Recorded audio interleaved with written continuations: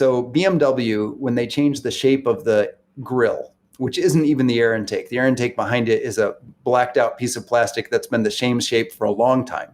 But when they changed the grille, which is just aesthetics, because the air intake behind it's the same shape. So when they changed the grille and then they changed the software on the navigation, that's called a minor model change. And that's every about 3 years for BMW. Tesla makes 27 changes in production per model per week. That's a pretty big change. That's the difference. And no one can compete. Watch out, because their way of doing things is taking out cost faster and adding capability faster than anyone else. They were confronted with the ECU crisis like every other automaker. And Tesla went through the ECU crisis essentially without a blip. How did they do that? Did they have a better purchasing group, that they somehow had longer contracts with ECUs and chip supply? No. They re-architected the electronic architecture of their vehicle in a matter of months. On the fly, as a running change in the vehicle. That's not possible. You can't do that. Automakers spend years developing the architecture, and then they say hands off for a long time until we develop the next electrical architecture. We're looking at nothing short of advancement after advancement after advancement. Nobody I've ever heard of could make 13 changes in less than 3 months. This is like staggering. How do they do that? Those are the kind of innovations that basically will leave everyone else totally in the dust. Hey guys, welcome to Connecting the Dots, the podcast where we follow the breadcrumbs and try to predict where disruptions will take us. Tesla moves at astounding speed, and in various videos, Joe Justice, who worked at places such as Amazon, Microsoft, and Apple before running agile operations at Tesla, describes how Tesla's management style is what makes the system tick. He describes a flat, organizational structure where everyone can contact everyone else, including Elon, discusses long 12-hour workdays and how they're needed to reach this breakneck pace of innovation, and how changes are made to the cars every 3 hours on average. People outside the company might think that 12-hour workdays mean that Elon is too demanding and too disrespectful of employees' rights for a private life. They might be appalled at Tesla's speed of implementing changes and think that even 3 months are not enough to introduce changes to a car. So 3 hours from idea to actual change are downright dangerous. I will tell you now that those thinking so just don't get it. They're thinking old style, without realizing that management of companies has also been disrupted and how important this disruption is. Unlike Joe Justice, I have not worked at Tesla, but I am fully qualified to complete Joe's picture and provide insights on the disruption that is happening. I have extensive experience in leading fast, agile projects. I've given presentations on it, and I've worked at places that were accommodating to agile management, as well as others who are less accepting. I know how it is to work agile, as well as how it is to work regular style. In this new video series, I will use examples from my own experience to give you a peek into the sheer craziness and fun of Tesla-style management. The examples will span from how we developed a world-renowned life-saving system at breakneck speed to how I wasn't chosen for a VP spot at Microsoft because I used agile management, and Microsoft later flunked the project because they weren't agile themselves. But the videos won't be about me. It's Tesla management style that I want to explain. So I'll stem from my examples, but then show how things relate to Tesla, and I'll tie it all down with what Joe Justice says. If you like my videos, please smash that like button. It really helps if this happens early in the video. A huge thank you to my latest patrons, Vicky M., Alan M., Evan G., Bert H., Such Developments, Eduardo L., John K., Al H., and Michael C. Your support makes these deep dives possible, so thanks, guys. And to all my incredible patrons, you guys rock.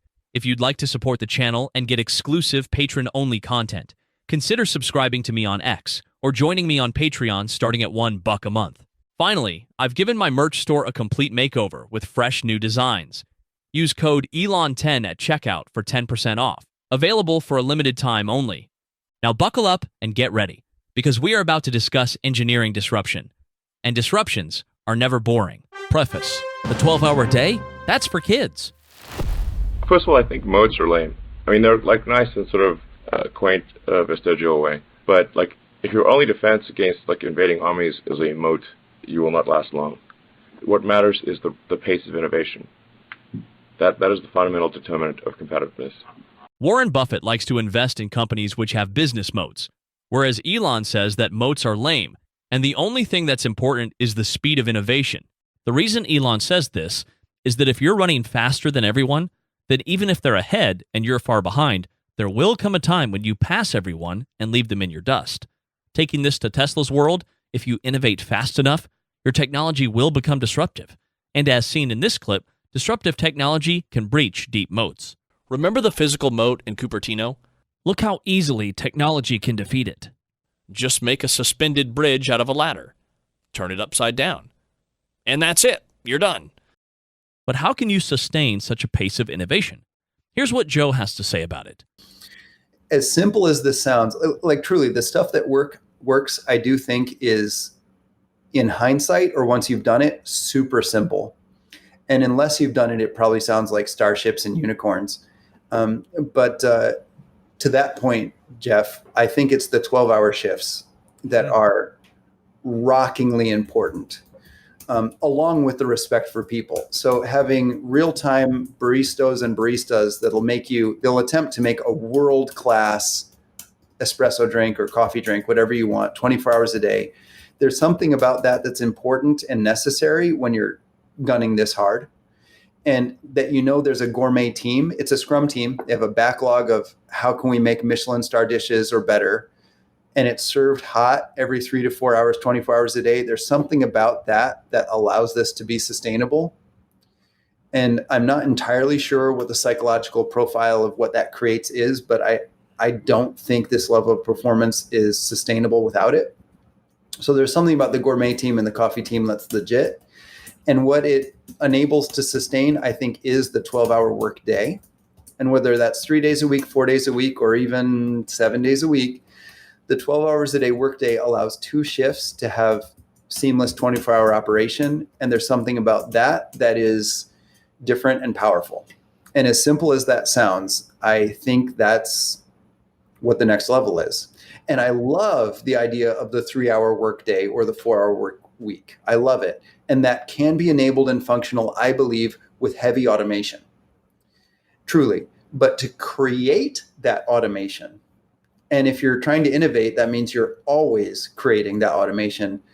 I do believe that's where the 12-hour workday comes in. And now let's hear Elon. I think certainly extremely tenacious, and then just work like hell. I mean, you just have to put in, 80 to 100-hour weeks every week. Gosh, And that's then a lot of work. all those things improve the odds of success. Okay.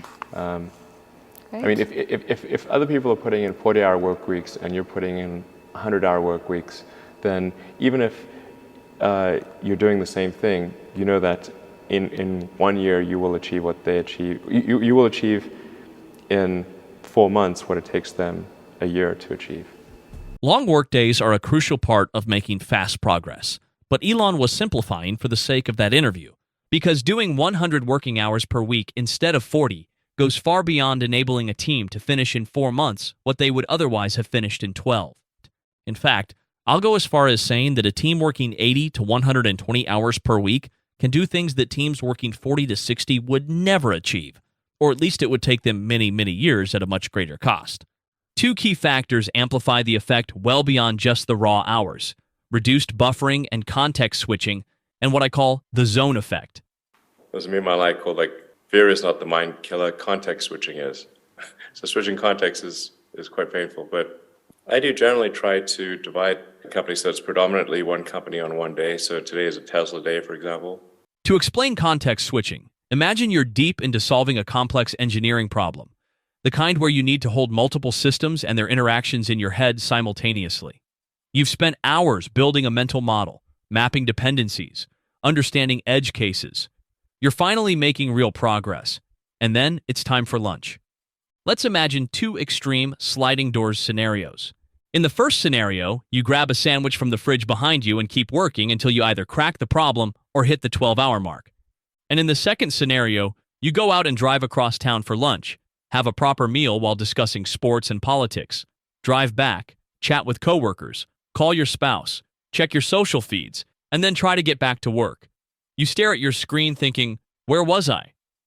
Your working memory has been filled with a dozen different topics, and now you have to painfully reload from long-term memory all those system interactions and edge cases you had mapped out before lunch. While you'll still get work done in the second scenario, the first one isn't just about having more pure working hours or saving the commute time. It's about maintaining your mental state and avoiding that costly buffer reload. Taking it from lunch to the end of the day, the main advantage of 12-hour workdays is not having to reload everything when resuming work. When you're on a mission and consumed by an engineering challenge, you never really let it leave your working memory. You're thinking about it during your late-night drive home. You're turning it over while showering. You wake up after a few hours of sleep with the problem still loaded, potential solutions already forming. When you rush back to the office, there's virtually no context switching required. You're simply continuing where you left off, often with new insights you came up with at home. This effect is so profound that Elon has referenced it repeatedly. For example, in this meme,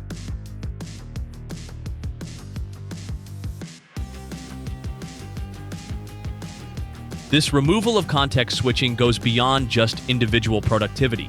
When an entire engineering team maintains this kind of intense focus, the effects compound dramatically. Ideas bounce between engineers at lightning speed. Solutions evolve through rapid iteration. This leads us to an even more powerful multiplier, what I call the zone effect. Here's another way to think about this state of deep focus. Look at this N700S bullet train racing down the Tokaido Shinkansen line. On the express Nozomi service, it streaks between Tokyo and Osaka at 185 miles per hour, covering 320 miles in just 2 hours and 15 minutes. The same train also runs the same 320-mile route on the all-stop Kodama service. Having to decelerate and accelerate 17 times stretches the journey to 3 hours and 30 minutes, stationary time not included, with top speeds never exceeding 110 miles per hour. This perfectly illustrates how most engineers work, like that local service, constantly starting and stopping, never reaching their true potential. The interruptions aren't just about lost time. Each acceleration burns massive energy, and the train never maintains speed long enough to find its optimal flow. Even worse, since they only experience that lower performance mode, many engineers don't even realize they're capable of express service speeds. But when you work long, uninterrupted days driven by a critical mission, something remarkable happens. Like that bullet train on an open track, you find yourself operating at speeds you never knew you had in you. The constant flow state, what athletes call the zone, actually requires less mental energy than constantly stopping and starting. And when an entire engineering team is in the zone, sparks of innovation fly back and forth and magic happens again and again. Time is our most valuable resource, and time saving via automation is a key aspect of agile operations. Tesla's digital self-management AI enables employees to manage their work without a human supervisor, focus on what's important, and remove misleading data. I use AI extensively for saving time and improving results, and in recent months I've found Ground News, the sponsor of his video, impressively useful for that. Founded by a former NASA engineer, Ground News offers a data-driven way to consume news. Their app, website, and browser extension break down the latest stories from over 50,000 sources worldwide, and their AI compares coverage and shows the bias, factuality, and ownership. The problem is that everything in the media landscape nowadays is painted to generate more clicks or build perception. Take an innocuous story such as this one. Apparently, it costs 3.7 cents to make each US penny coin, and since minting pennies cost taxpayers almost $180 million a year, DOGE wants to eliminate them. Everybody likes the savings, but since Elon is involved, they do paint it differently. The story was covered by 74 sources, 11% left-leaning, 15% right-leaning, and 74% from the center.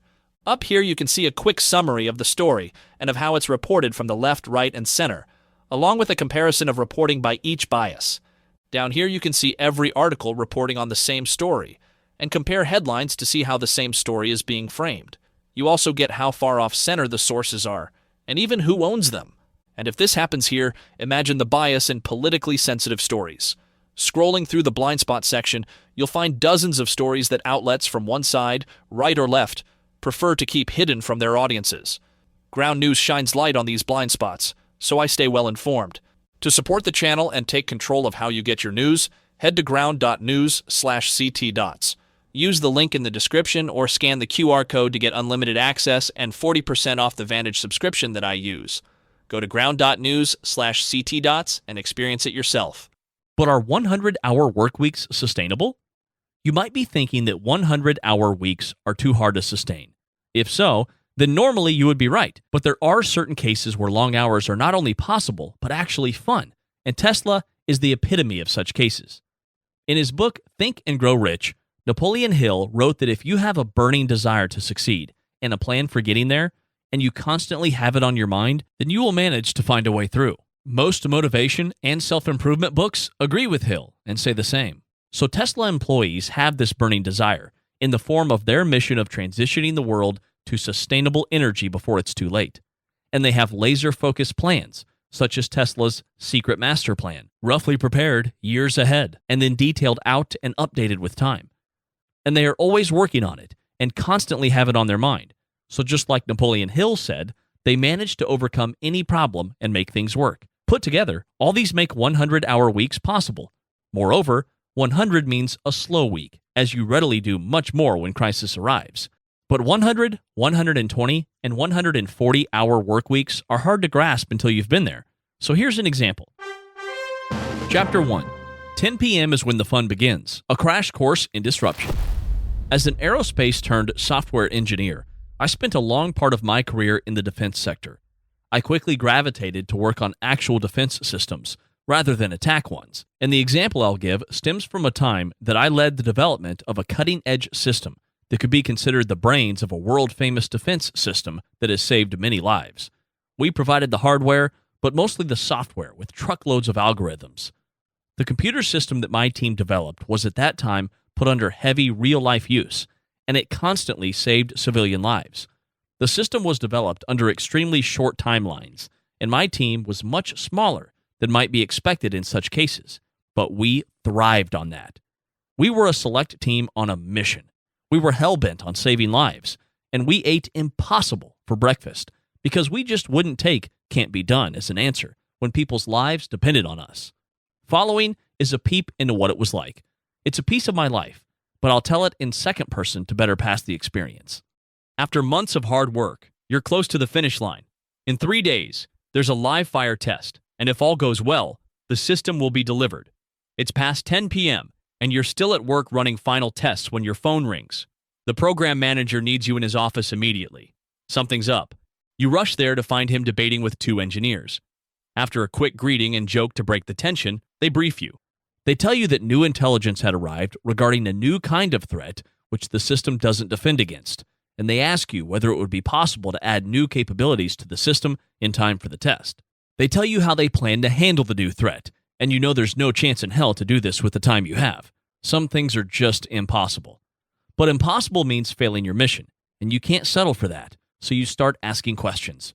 You dive into the physics and suggest some other way to do it. It's not optimal, but hey, it should work. This one is easier for you, but still impossible. But you have this crazy idea, and you tell them to wait. You'll tell them shortly if you can do it or not. You sprint to the lab, where your guys are doing final testing, to talk with a doctor, meaning a bright PhD physicist that you need her brains to work with yours. You pull her away from the testing, quickly outline the problem, and you both start bouncing ideas and what-ifs at each other, till finally an idea clicks. If you give up some minor capability that the client never uses, you could manage to gain the new one without changing the interfaces. It's doable. You yank another guy from the testing and tell them to start working on implementing what you suggested. You and the doc rush through empty corridors to the head guy's room. You use the time to hone your suggestion, and once everything fits together, you get to exchange friendly talk. How's your husband doing? Etc. Because you don't even see the hierarchy where she's your subordinate. You're just equal. 2 colleagues, or rather friends, working together on a mission. You barge into the head guy's office. It's after midnight, but there's a meeting going on there, which you interrupt. You lay out your solution of trading that minor capability for the new one. They ask if you're sure that's the only thing you'll lose, and you confirm, so they give you the green light. You phone the guy that you asked to start working on it and tell him that it's approved, so they should take away from the testing anyone they think they need to pull it through. They answer that they already figured that it would get greenlighted, so they already did just that. They pulled a few guys away to work on it, tackled some problems, and the change is almost done. Tired, you and the doc walk back to the offices. The guy's just about finished working on it. You take one of them aside, and as the others continue working, you go with him through the main points of what they did. You suggest the change, discuss it a bit, and the coding goes on. You go back to the guys doing the testing, and they tell you they're already in the know. So until they get the updated version, they've shifted their focus to only testing aspects of the system, which the new change shouldn't affect. You go back to those making the change. 3 hours ago, none of you even suspected that requirements would be changed. Yet you did the impossible, and it's almost completed. You're proud of these guys. It's awfully late, so you suggest that you all go home to get some sleep. Everyone leaves except one guy who wraps up the coding and before heading home initiates automatic testing, which will go on until you get back. Unlike most others, you live an hour from work, so there's a cab waiting for you. You sleep till you get home, a good preview of how life will be once cars would drive themselves. You get home just before 3 a.m. Your wife is fast asleep. You quietly shower, get into bed, close your eyes, and a few hours later, the alarm goes on. You get back to work and find that the update is already installed, auto testing went through flawlessly, and the guys are doing further tests. Numerous servers are automatically running the system through endless tests, and you add new ones to challenge the new capability. Work goes on intensively, till 2 days later, it's time for the live test. 4:30 a.m., and you're dead tired, but there's coffee in your veins and adrenaline in the air, so you're too busy to notice the exhaustion. You're onto the screens, talking to the team, ensuring that everything is in check with the system and with them. Smiles are plentiful. You're not nervous, just very excited. Then it's money time. Countdown starts, the test progresses. It's a huge success, and you feel elated. Everyone congratulates everyone, but your team is already busy downloading the test data. There's a briefing soon. You feed the telemetry to your analysis programs, and they start spitting away a 200-page Word document and a detailed PowerPoint presentation with graphs and highlights. You go through it, but something tingles your engineering lizard brain, so you dive deeper and find some anomalies. You think hard and find out what happened. And it's fine, no problem there. As you're working, the room fills with big shots. The CEO of your company peeks over your shoulder and asks what's on your screen. You briefly answer, but then excuse yourself and tell the CEO that you're sorry, but you still have things to check, and there's no time to spare. Normally, CEOs don't like to be told to buzz off, but you both know that you're right, so he touches your shoulder in encouragement and leaves. At this moment in time, you outranked your CEO, but you're too busy to even notice. This isn't normal. It's batshit crazy, and you're working harder than ever and thinking with neurons you didn't even know you had. But you're pushing ahead the limits of technology, and you're having the time of your life. The briefing starts, and when your turn arrives, your team's newest member presents what the analysis showed. You trust him to do that, and it's good for him to get some experience doing this. You mostly listen and only enter the scene for some of the finer points and to answer questions. A short while later, and you're driving 3 team members on the long way home. One by one, they fall asleep. You put music in one earphone and drive with your heart leaping. Great people. Good job. You feel lucky to be working with them on something this big. Life is great. The system gets delivered on time with the new capability inside, but muted. You finally have time to do some deeper testing at a slower pace, run it against numerous simulations, and check for edge cases. Once you're confident enough, you send the client an updated configuration file. The deployed systems read it, and the new feature is awakened. You hope it will never be required, but if it is, you've probably saved civilian lives. Analyzing what I just told, it's clear to see that we busted our butts off and worked long hours to get our goal. But we were on a mission, and we had team spirit and supportive and trusting management. Our work was nothing like classic software engineering books teach, but instead we mixed elements of agile development with some methods of our own. We made changes at the speed of thought and managed to deliver a huge upgrade on time. To onlookers, this might seem like an utter mess, but in fact, there was an order in this mayhem. We would never have risked the stability of the current system with people's lives at stake. We knew exactly what we were doing. We documented all changes well enough to later get pulled into reports. We used automation to extensively test the update before the live test.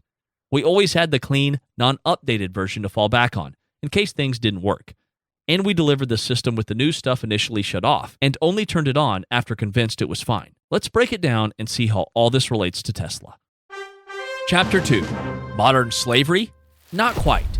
Granted, the craziness I described wasn't our everyday scenario. It was an unexpected change in a critical system, days before its final delivery test, so naturally it was more intense than usual. We didn't always live on the brink, and 20-hour workdays were the exception, not the norm. Normally, we'd only do around 12, as beyond that just isn't sustainable for very long. Tesla does the same, and like us, they expect you to be there in case stuff happens.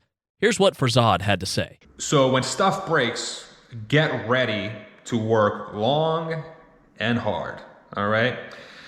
A lot of expectations are set on the teams to move quickly and to make changes, right? So like, hey man, you gotta put this in place tomorrow. Go, go, go. Stuff will break. Humans are not perfect. We're not good at being perfect, right? That's like freaking impossible. Like, you know, Elon might be the closest one, but he still makes mistakes left and right, right? I mean, he's not perfect. He himself has admitted that many times, right? So when shit breaks, better get to it, man. You better be ready to sacrifice some time and some mental power to get it done. And what was hilarious is that a lot of these things that broke usually would happen towards the tail end of a shift, or, you know, the time you're spending there. So you're already working very intensely for, you know, call it 8-10 hours. And then the last 2-4 hours of the day are spent with you trying to problem solve something dire that has broken when your brain is already melted, right? So it's like you almost need a second brain somewhere, like back here, that says, oh my God, okay, now the rest of my brain's melted. How do I solve this problem, right? So that was very painful. And yeah, so look out. If you're somebody that's joined the company, and just be mindful of that. You know, definitely be mindful of that. And be ready to put in the effort, because you will need to put it in. You will need to put in that effort to fix stuff. It's not just going to get fixed, because they're counting on you to implement those things. And if you mess up, you better not be running around, you know, trying to say it was someone else's fault or something. You better get down there and fix it. You better get your hands dirty. And I think Tesla does a really good job at instilling that sort of culture. You know, you own it, get after it. It's yours, right? But even 12 hours are a lot, and mainstream media often feast on how allegedly demanding and abusive Elon is to employees. They say he only cares about money and doesn't care how hard his employees work. They say it's like modern slavery, and that you can't have a life. Elon Musk is someone who pursues his goals relentlessly. And I think that does sometimes make him blind to the potential human toll, the potential human cost that can create for some of the people who get sort of ground up in the gears of the things he's trying to do. In 2017, a former SpaceX employee by the name of Josh Boehm came forward to describe the working conditions he endured. In a post on the popular website Quora.com, he noted that he'd frequently worked for more than 12 hours on a regular basis and pulled many all-nighters at the office.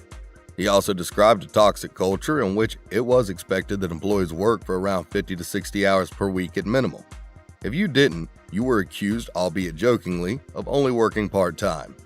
Boehm stated that a popular employee motto which floated around was, "You are your own slave driver." Slavery? Are you kidding? I had the time of my life. We all remember this as a standout period, an exceptional time where, sure, we worked hard, but we created something meaningful that we can be proud of. That period not only built our professional skills, but it also built our character and told us how nothing is impossible for us if we only persist. I've never had so much fun at work as when I was working at Tesla. And the reason why is because it's so fast. Every other company I've ever been in truly feels like it's moving in slow motion compared to Tesla. It's lightning fast, and that's exhilarating. Let's listen to Farzad. To be completely honest, I just could not believe how much fun it was to work at a place that was so damn hard. So fast, so fast, which also makes it super fun. But you're still dealing with different dynamics each day, which makes it super fun, right? That being said, with all the work ethic that I have, I wouldn't have worked this way normally. In automotive terms, there's no way I would have pushed my private life aside this way for something as mundane as updating the diesel in a Silverado. But this was different. And Tesla is different. But before showing why they are different, I just want to put the slavery issue aside by pointing out two glaring points that legacy media tends to omit. The first point is that Tesla pays really well. Others might sometimes pay better, but their stock options plan is amazing, and many of their employees, including line workers, have become millionaires. Every employee, whether you were hired to sweep the floors, is expected to do everything to make the company successful. No one is limited or restricted. And as a result, every employee has the same awesome stock purchase price options. You get a huge discount on stock, and you get the best stock price within a quarter anytime you buy that quarter automatically. You have very generous times at which you can trade, even as an employee. It's phenomenal. And so many of the people you're working with are millionaires, many of them. And they're working there for the same salary as you. Almost everyone makes the same salary, but salary is not the point. The stock price is where you would make your money. And as Tesla employees, a lot of us, if not all of us, get part of our compensation in those shares. And now you have people like myself that are gaining this incredible financial security by working at this company. But it's not simply money and the dream of getting rich that makes people work that way.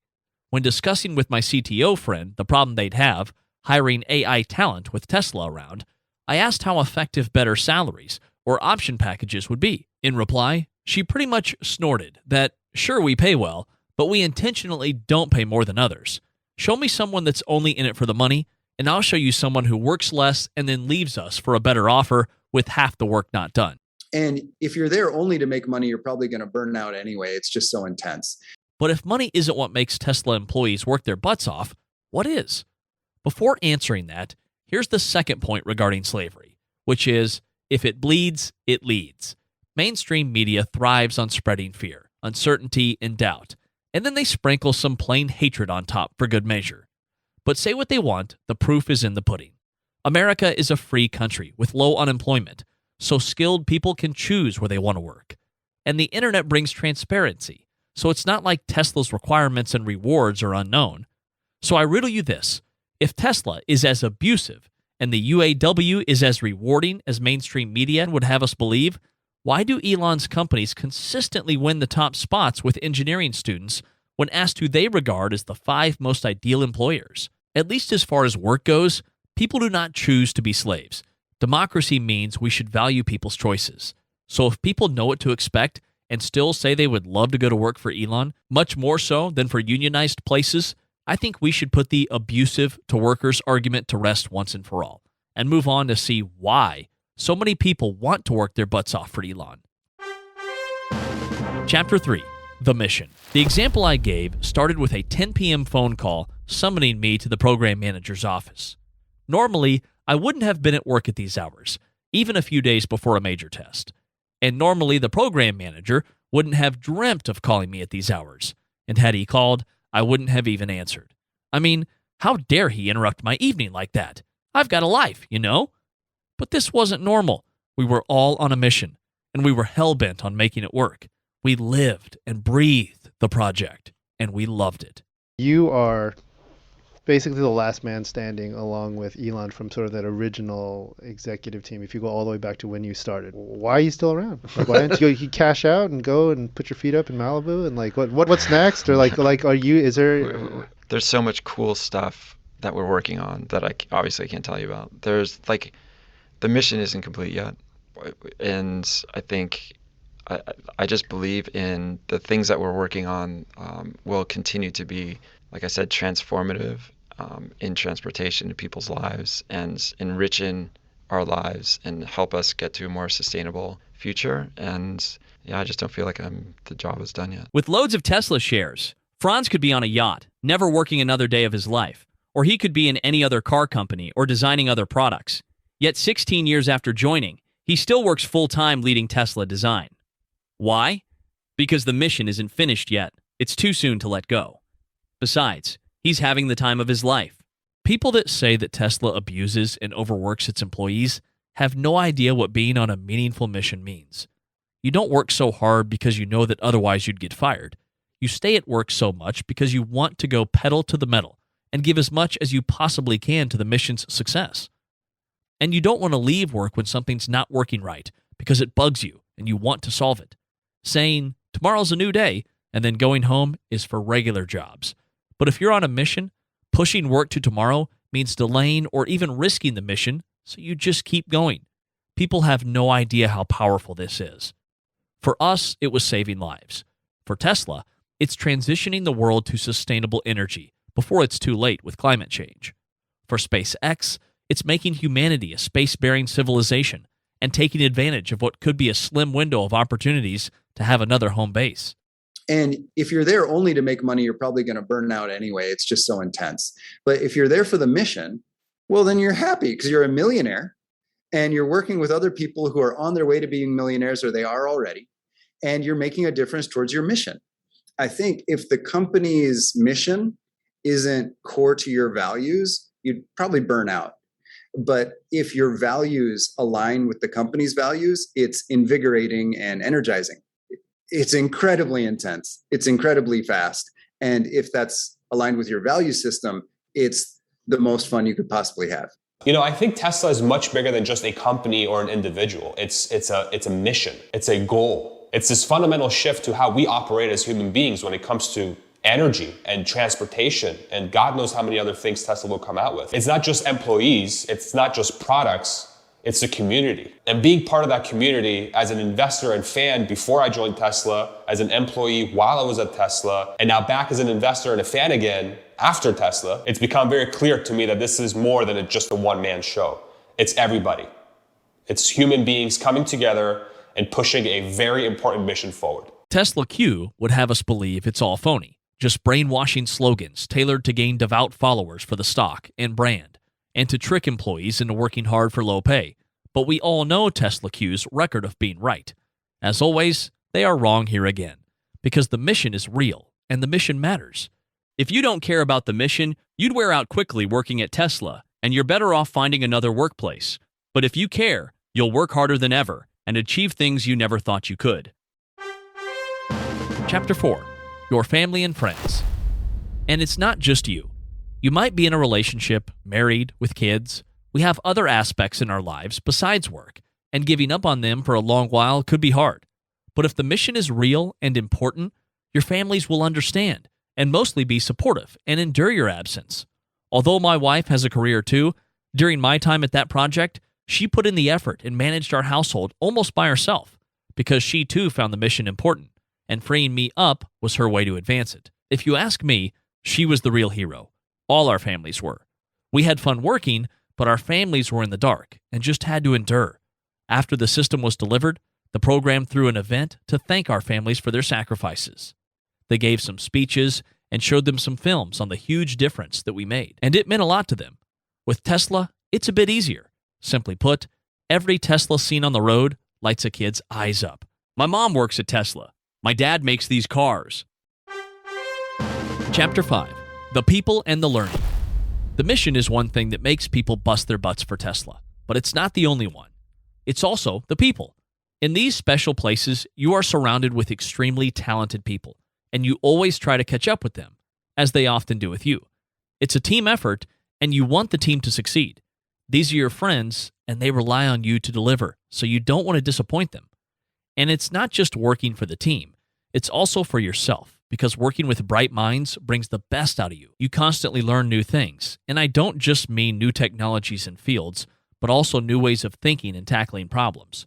You constantly face new challenges, and tackling them makes you grow. The second one that I perceive as a pro is you are surrounded by ridiculously talented people everywhere. Challenging your brain becomes addictive, and you can't stop. And you work with the nicest people, and they serve as a mirror for you. So you learn to be the best person you can and always give more than you take. It's transformative, and your family, friends, and society should be thankful for that years down the road. And to be completely honest, I'm also extremely excited about the talent that's going to be leaving Tesla here in the next decade that are incredibly smart people and super talented. And now they're going to be equipped with capital to go out there and make incredible products, incredible services, and amazing things for the world. That is an incredibly exciting thought and something that I'm very much looking forward to seeing. Chapter 6. The leader and respecting each other. And people work their butts off for Elon, simply because it's for Elon. People admire him, not only for his mental abilities, but also for serving as an example. So many CEOs set plush offices in ivory towers, take hefty salaries, and demand work from everyone while they leave to play golf. But Elon does what he preaches. He has his office right next to production, works harder and longer than anyone, and lends a hand whenever he's needed, not where it's fun. As an employee, you know you can always contact him if it's needed, and he encourages you to correct him if you think he's wrong. There is no ladder. You just join and work. Like, that's it. I mean, Musk works the line like everybody else for 80 hours a week. There is no ladder to climb. My CTO friend does the same. With each new employee they hire, her first talk is something like, "There's no ego here and no rank. If you think anyone's wrong, say it. It could be your colleague, it could be me, and it could be the CEO. It doesn't matter. You won't get fired for speaking out or arguing with anyone, including me. And your friends won't get fired or even mad at you if you show their mistakes. If anything, it's the other way around. People get fired if they're afraid of making mistakes or don't speak out. We expect you to break things. It's part of making progress. Just get ready to put things together. And call me 24/7 if you need help with the glue. I'm here to help." Elon works on the floor with everybody. Elon spends 80 hours a week at whatever the bottleneck is. If the bottleneck is Giga Berlin, Elon is in Giga Berlin, sleeping in a sleeping bag in Giga Berlin. If the bottleneck, and by the bottleneck, I mean towards expanding consciousness out among the stars, that bottleneck. So not the bottleneck just for Tesla or just for SpaceX or just for the Boring Company, but towards the greater vision. Whatever is currently the limiting factor to that, that's where Musk lives. And whoever's working there works with Musk. Musk pairs with everybody. He doesn't talk down to anybody. And Musk does the work, drilling metal, lifting 20 kilograms, getting robots unstuck, drawing CAD, calling suppliers, visiting the permit office in Germany to say, what's the block, what's the holdup, and then actually going to the legislator's office to talk about the law change to make the permit more feasible, et cetera, et cetera, et cetera. Musk, it's not like Musk comes up and works next to you because you're cool. Musk is there because that's where the bottleneck is, and Musk is simply doing the work. That's someone you would really want to work for. And the same goes for Elon and for the program manager I told you about. He worked harder than anyone, but he really cared about us and how well we're handling the pace. He made sure that we know that although he wants the results, we shouldn't work more than we think is possible. And if we feel like we need some time off, we should take it. It won't be an issue. So he served as a role model, and he cared. But above all, we just knew that he respected us, trusted us, and treated us as his equals. We're all engineers trying to achieve a common goal, and pulling rank would prevent us from reaching it. As for my part, I did the same. I busted my butt off because I just couldn't ask my guys to do that without showing them that I'm also doing it myself. I let them know they can contact the program manager or anyone else if they think it's needed. Looking back, I've had many managers throughout the years, and the only ones I respect were those who were respecting and trusting, and instead of trying to manage everyone, they just tried to let their guys succeed. And you know what? It wasn't just better working for such people. It also made life easier for them, and they got the best results, which makes it a triple win. The bottom line is that if they trust you to do the job, you will do everything you can not to disappoint them. While if they don't, why did they hire you in the first place? Apparently, I'm not the only one to think this. A few years ago, I bumped into someone who worked for me 15 years before, when I managed a group that built what were at the time arguably the most advanced simulations in the world. I was utterly surprised and humbled when she told me that just a few days before that, she talked to another guy about how much they missed me as a manager. As flattering as this was, the truth is that I didn't do any magic. The only thing I did different is that she was hired as, air quotes, just a programmer, so most managers just let her code what engineers and PhDs designed. Being an Aspie, however, I don't even understand such labels, and judging her for what she was, I realized that she knew systems through and through. Since I ran the department with a completely flat structure, I trusted her with an important simulation and let her manage everything. It was her own kingdom. I just got infrequent updates from her and gave her guidance when she asked for it. I tell you this, she was amazing. Trusting people gets out the best of them, as does a flat structure, but we'll get to that in the next video. Material handlers at the warehouse are expected to pull product, ship product, receive product, so on and so forth.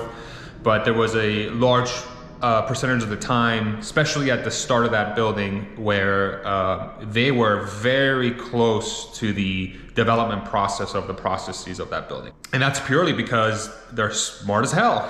We have really smart people, and we don't want to sideline them, right? With Tesla, it's the same.